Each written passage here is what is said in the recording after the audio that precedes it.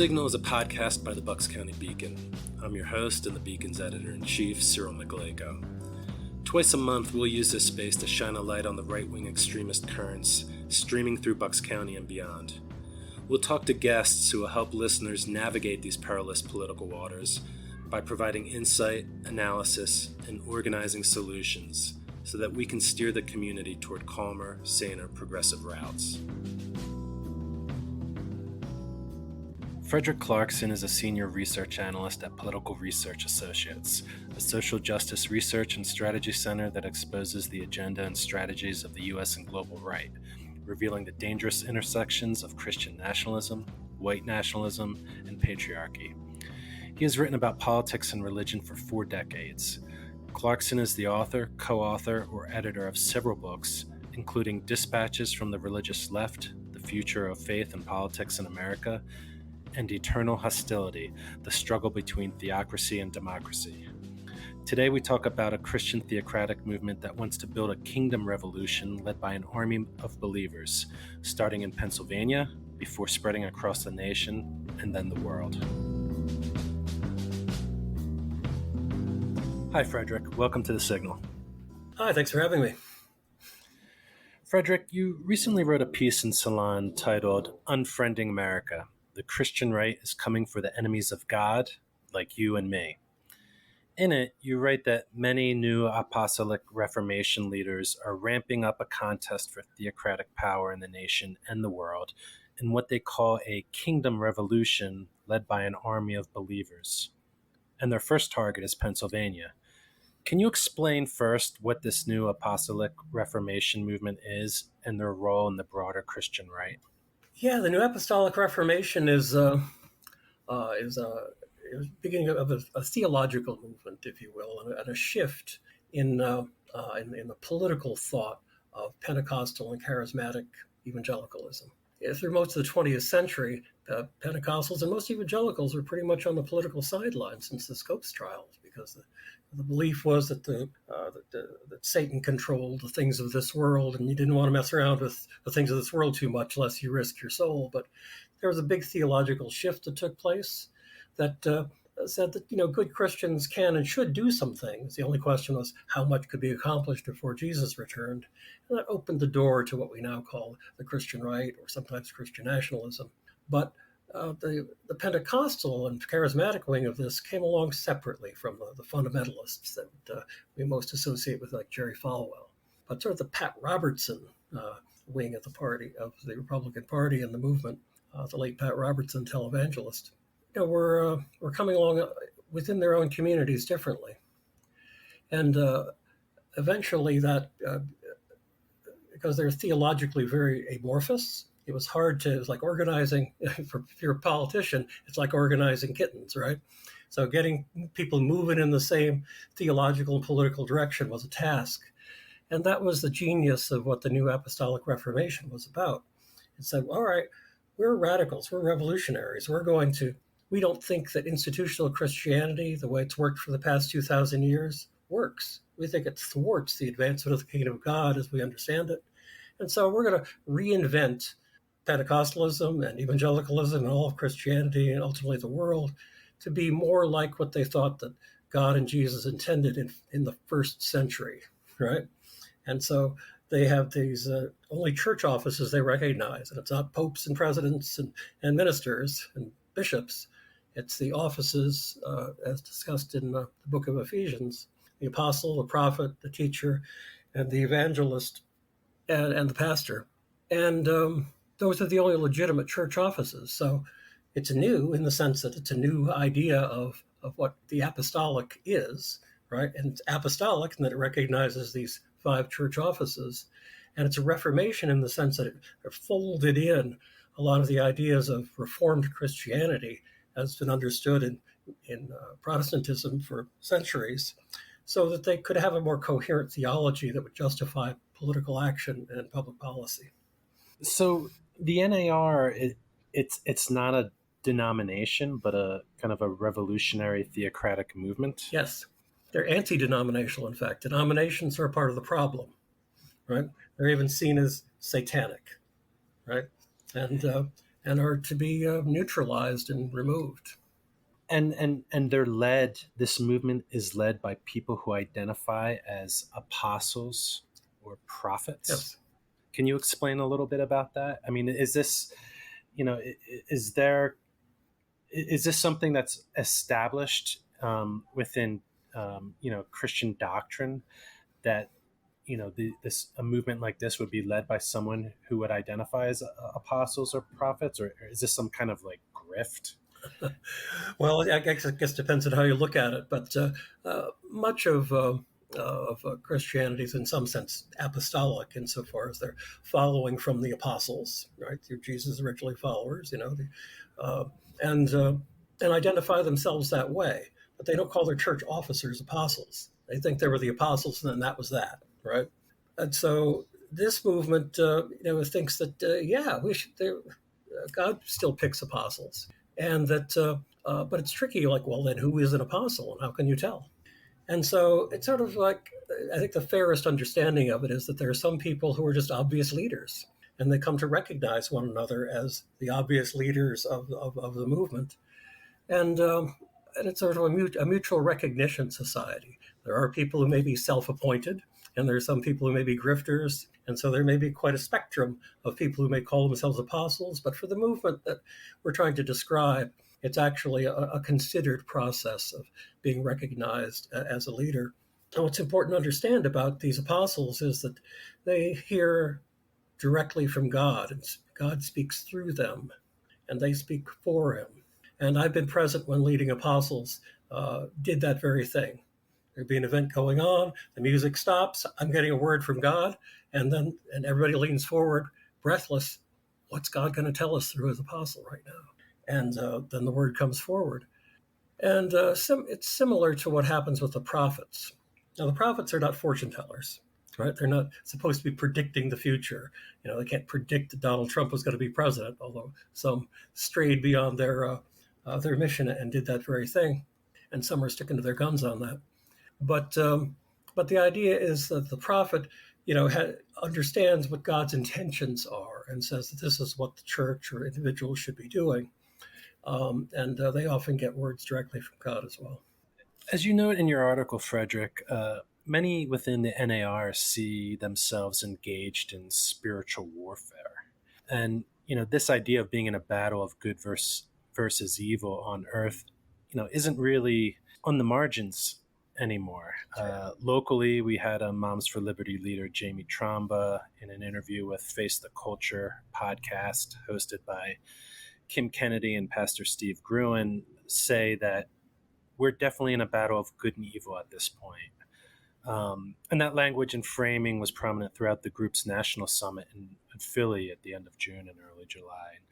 Then in Central Bucks School District, there's a school board member, Deborah Cannon, who, while a candidate, said at a school board meeting, right now, we as we speak, there are demonic adults recruiting, brainwashing, and participating in unconscionable behaviors with children. Every one of you know it.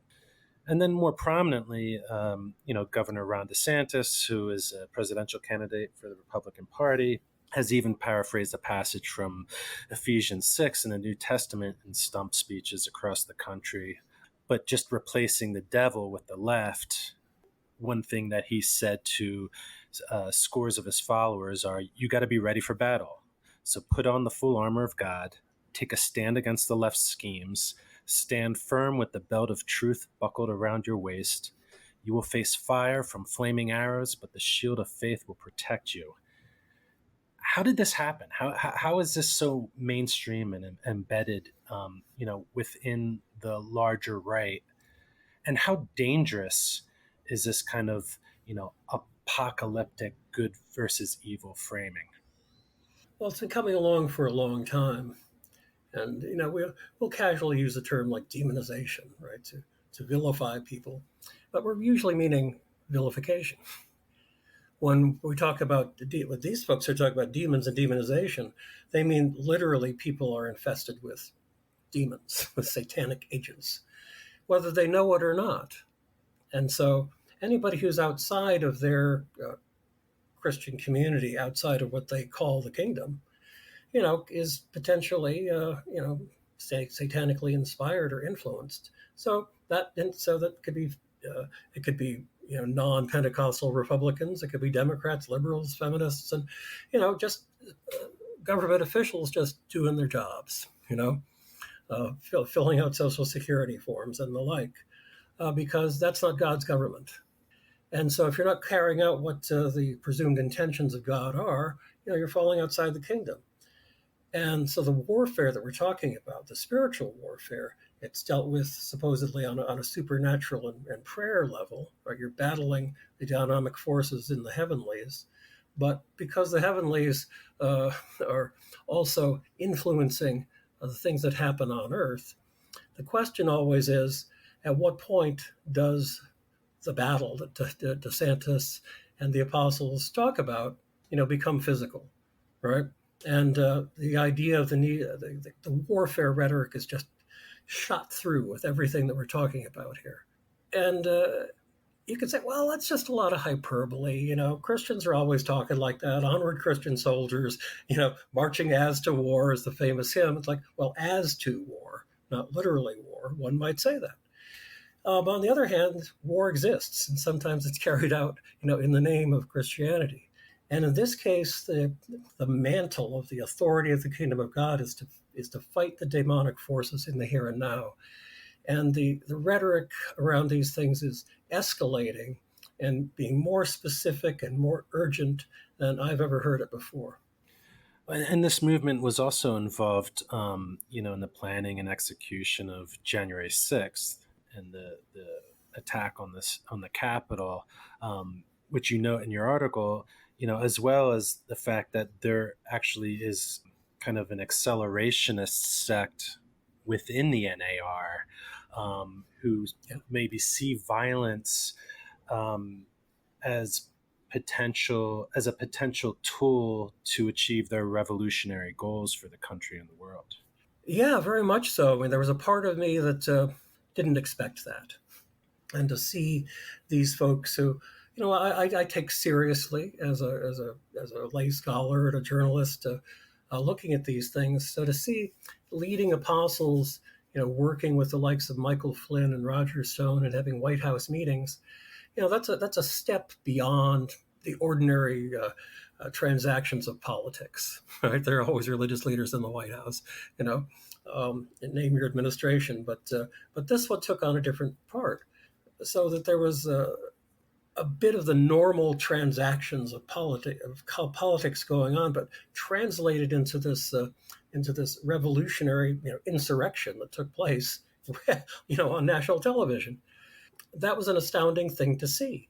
We saw religious rallies in the run up to January 6th. We saw the Jericho March, in which people marched around the Capitol and the Supreme Court blowing shofars in emulation of what God asked the Israelite army to do in the Old Testament they were going to conquer the walled city of Jericho. And God said, march around the city 7 times and blow shofars. And God blew in the walls of the city.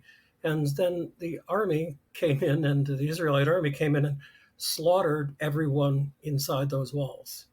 It was an act. It was a genocidal act, and the shofars were God's call. That was the warning that God's forces are coming. Watch out. And so when these folks are marching around the Capitol, blowing shofars and calling it a Jericho March, it's a powerful metaphor.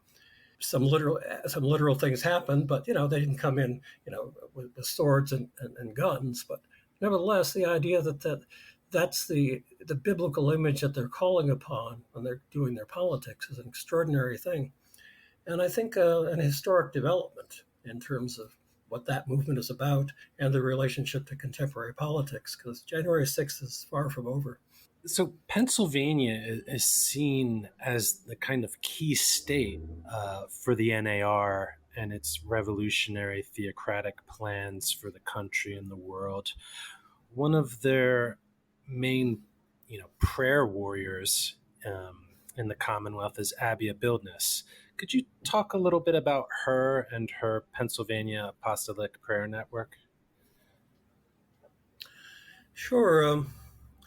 Abby Abelness is an apostle. It's not she has the office of apostle within the fivefold ministry we were talking about earlier, and she was commissioned in an Oklahoma-based apostolic network headed by this guy John Benefiel. But she's a part of several apostolic networks that have converged to create a political, I would call it a political network in Pennsylvania to accomplish their purposes. They call it a prayer network, and their main activity is getting together for what they call intercessory prayer, and that's praying against the demonic forces and to rally God's forces and to help to define what Christians should be doing to build the kingdom in the here and now. They've been trying to create chapters in all 67 counties in the state to carry these things out. It's not clear where they've gotten to 67 yet, but they're well along the way. And it's one of those things that's hard to see by contemporary political measures because it's people on the telephone, people having Zoom calls, doing what they're doing, and then spreading out into their communities and doing it without necessarily flying flags or stating that these things are what they're doing. So is there an element of stealth to it? Maybe, but it may just be that that's just the way they operate, and society is not schooled in how to see these things. And so that's why when we had the Doug Mastriano campaign for governor, nobody could figure, where's the campaign? He hardly has any staff. He hardly has any money. Where's all this support coming from? And it was through the apostolic networks that were organizing on their own, without filing campaign finance reports and just doing what they're doing. And I think this is a kind of a benchmark in the way that a lot of contemporary conservative politics is going to be looking at in Pennsylvania and beyond. And so her goal really is to conquer the government mountain, which is part of the Yes. 7 mountains within the NAR, and they see that as a way of achieving God's dominion on earth. Can you kind of explain a little bit about this idea of the 7 mountains, what they are? Well, sure. The various streams of conservative evangelicalism that came together to form the NAR and the broader Christian right have a vision of dominion. And to read some of the theological texts, you have to have multiple PhDs to understand what they're talking about. So they understood that. And so they need to create a more accessible vehicle for people to understand what they meant by dominion and what it would mean for their role in carrying it out.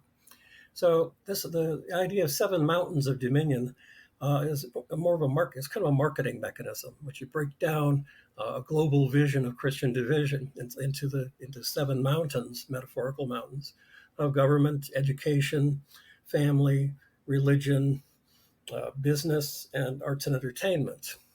And so that way people can find a mission, right? For some people, it might be arts and entertainment. So you see a lot of Christian musicians, so like say Sean Foyt, who are conquering that mountain. It may interface with other mountains, but that's okay. That's his main vehicle. So yeah, in the case of Abby Abelness, she's working very closely with politicians in the state legislature and people seeking elected office. So she led what was called the Pennsylvania Legislative Prayer Caucus, which was part of a national effort called Project Blitz under the rubric of the Congressional Prayer Caucus Foundation. And they had a packet of model legislation that they were working from they could riff off of that and advance legislation in the Pennsylvania legislature and elsewhere. And she's the state director of that. And a lot of Christian right entities feed into that and work off of the model bills. But she's a remarkable figure because she's not just a religious leader, not just an apostle, right? She's a political leader and a lobbyist in a way that you don't see. She's a former professor of behavioral psychology at the Hershey Medical Center, and she doesn't look and talk like the stereotype of a big ego evangelist, right? She's soft-spoken and thoughtful, and looks like a soccer mom most of the time. So she can go through the halls of the legislature, and people don't know who she is. I almost think that makes her more effective, right? Kind of being staying under the radar, and not just being so bombastic. And in Pennsylvania, we were talking about the Seven Mountains. I mean, the education one is just kind of like front and center with what we're seeing with the school boards. With Mm-hmm. groups like Moms for Liberty trying to kind of seize power within these school boards, as well as like groups like the PA Family Institute. And their legal arm, the Independence Law Center, kind of offering like pro bono services to various school districts across the state in order to kind of shape policy within their Christian, I would say, like ultra conservative worldview. It's important to interject here, too, that the Pennsylvania Family Institute and its various entities is a part of a national network of the same kind of groups that exist in at least 35 states. And they're affiliated with the Family Research Council and focus on the family. And so they're able to learn from each other, take policies and political activities that work in one place and, plant them elsewhere. So it's important not to see any of these things in isolation because they're all part of a national thing, even though they may have a particular role in Pennsylvania. So, as you know in the article, Frederick, Abby said that we, as Pennsylvania, are the seed of a nation, and God has blessed us as a special place. And then Doug Mastriano, kind of like piggybacked on that, saying that we hold the keys for this nation. Um, and they're not alone in that thinking within the broader national NAR movement. Why Pennsylvania? Why does Pennsylvania have such prominence, within their, theocratic vision for the country? Well, it's because they've chosen the original vision of William Penn, the founder of Pennsylvania, and his words on the idea of Pennsylvania being a holy experiment and being the seed of the nation. And so they've been building on that.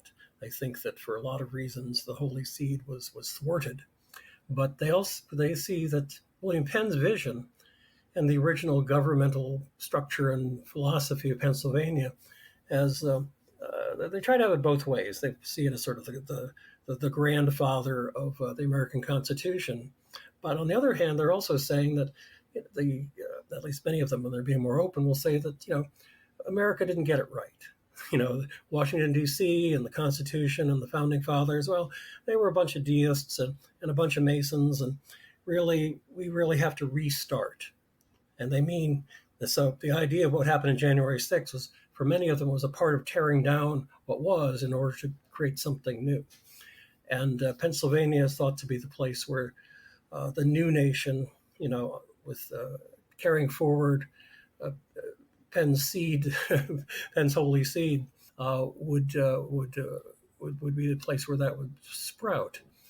And the idea of the metaphor of the keystone state, or the keystone in an arch is like that V-shaped stone at the top of the arch that balances the whole thing and allows it to be freestanding. So Pennsylvania is seen as the keystone state in that sense, because they both the keystone and the holy seed metaphors going at the same time. But yeah, the idea for taking the seed globally and creating the new kind of Christianity they want to create and the new kind of God's governance begins in Pennsylvania. And you'll hear Abby talking about the governmental shift. So the idea of the governmental shift is you have to have the right kind of Christians in government to make the shift happen. And and she's surrounded herself with a number of such people already. So let's go, let's say 2, 3, 4 decades into the future and, imagine the worst that the NAR is successful in transforming the nation. What does society look like if they're able to kind of execute their vision? Are we talking like Gilead in The Handmaid's Tale or something maybe not quite as extreme as that? Well, the way that they would talk about it in a lot of what they have to say, it sounds very appealing. It sounds downright progressive and Christian in the best sense that people would think of Christianity, so that there wouldn't be any poverty, there wouldn't be any crime, it would be there'd be racial equality and justice, and there'd be women in equality and in leadership positions. And you think, well, who wouldn't want that, right? So it's a very utopian vision that they hold to, and a very idealistic one. And you could hear it at the sincerity in Apostle Abelness and others who speak to these things. But then the other shoe falls, right? It's like, well, even if you were to achieve that, right, it's only meaningful for those who are in the kingdom. So if you haven't converted to the right kind of Christianity, it doesn't matter what else you are, right? If you're the wrong kind of Christian, if you're an atheist, if you're a Jew, if you're not in the kingdom, you're out, and you're going to be a second-class citizen at best. And depending on what kind of demonic influence you may be seen as holding, you may have to be executed.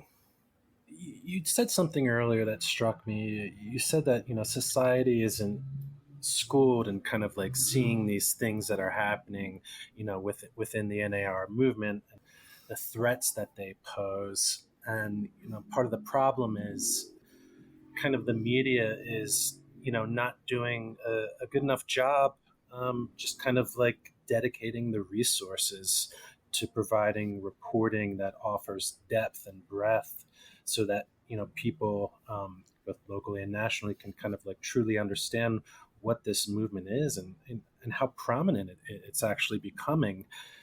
One is, why do you think still that the media is kind of like slow to really pick up on this? And second, you know, are you doing anything? Are there organizations doing anything, reaching out to kind of like media to try to, help reporters who might not have the knowledge of experts like yourself, in order for them to kind of be equipped and be able to kind of report on this accurately and thoroughly?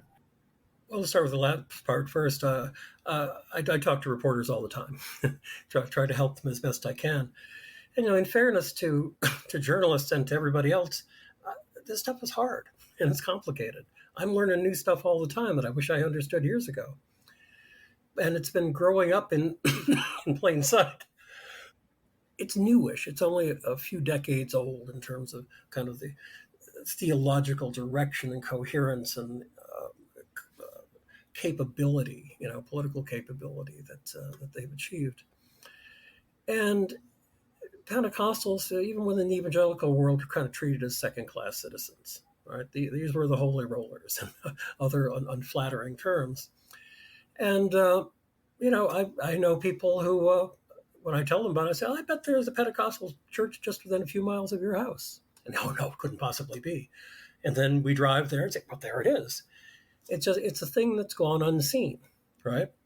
And poorly understood. So we've talked about some things that sound fantastic, sound strange, couldn't possibly be, right? And it's so strange that how could we be that concerned? And how come Clarkson's so alarmed, right? And so there's a certain amount of denial that goes on, right? How could I, a well-informed person, not have heard of this, or even if I've heard of it, believe that it's become a major force, in our society and in our political life? It's just hard to come to terms with that. And so even if you're a reporter who gets it, you may have an editor who doesn't. And even if you have an editor who does, the editor's wondering whether their readers will get it and what kind of responses they're going to have. So there's a lot of layers of resistance to thinking about it and talking about it. Yeah, you have to learn a lot, and you have to be confident in what you know in order to go forward with these things. And fewer people we would like are willing to go out on that limb, I guess is the way we put it. But I'm not picking on the media here. It's true of the scholarly community. It's true of the politically activist community. It's particularly true of the Democratic Party. It doesn't want to see and hear about it, even though, as you describe, it's dominating school board discussions and races. And even though the Republican candidate last time, although he lost badly, he was of this world. And the Republican Party doesn't understand how he got the nomination. And, there's a lot of taking for granted that they're going to continue to lose because they're too weird, too extreme. Well, that's not necessarily so. They've gotten this far. Finally, Frederick, can you advise folks on how to effectively organize against this movement? Maybe suggest some groups, resources, tactics that they can turn to and adapt? Well, I mean, the first thing you have to have is some basic knowledge. So I'm grateful that the Bucks County Beacon and your podcast is talking about these things. It's important, and people need to start thinking about it and talking about it. What I tell people to talk about any of these things is you have to have some common body of knowledge, and you have to have some common vocabulary in order to talk about it, right?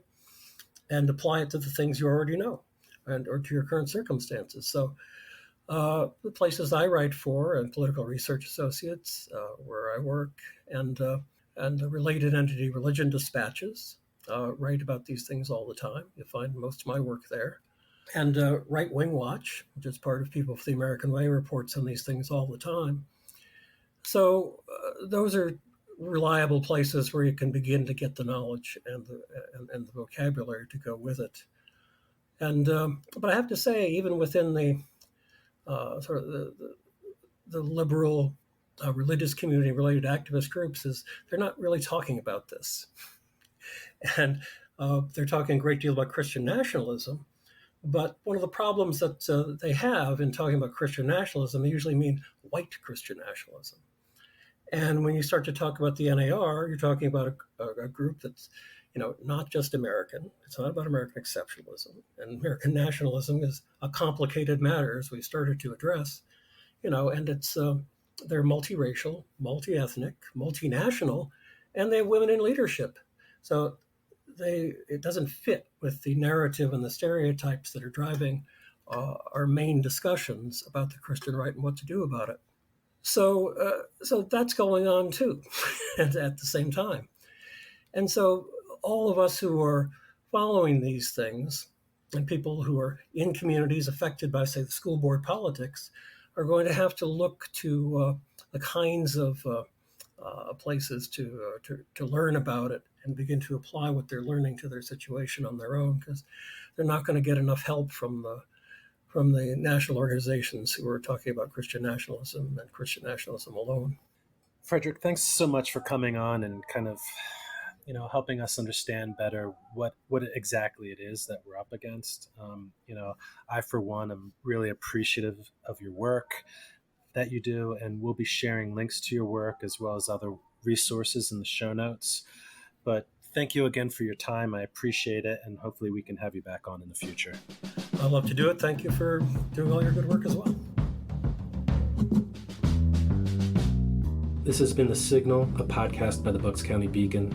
I'm Cyril Mychalejko, editor-in-chief and host.